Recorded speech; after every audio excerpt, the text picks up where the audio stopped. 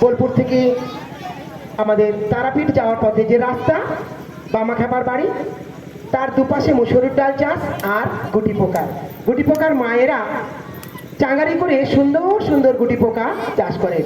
ডাল থেকে লালাগুলো বের করে নিয়ে রেশমি তৈরি করেন। সেই রেশমির থেকে আমরা জামা সৃষ্টি হয়েছে এবং সেই জামা আজও আমরা গায়ে পড়ছি সবাই। সেই জন্য বামাখ্যাপার বাড়ি যাওয়ার পথে যে লাল মাটি, রাঙা মাটির রাস্তা, সেই রাস্তায় যেতে যেতে রবি ঠাকুর তৈরি করে ফেলেছিলেন রাঙা মাটির দেশ, অর্থাৎ গ্রাম ছাড়া ওই রাঙা মাটির পথ।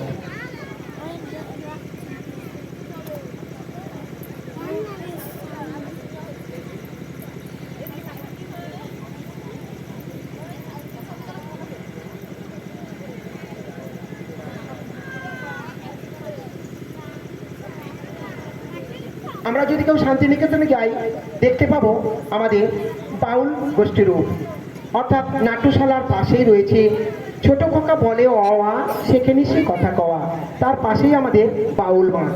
সেই বাউলের সঙ্গীতের সুরে সুরে এবং অদ্ভুত এবং একতারার মাধ্যমে বাউলরা গেয়ে ওঠেন গ্রাম ছাড়া ওই রাঙামাটির পথ।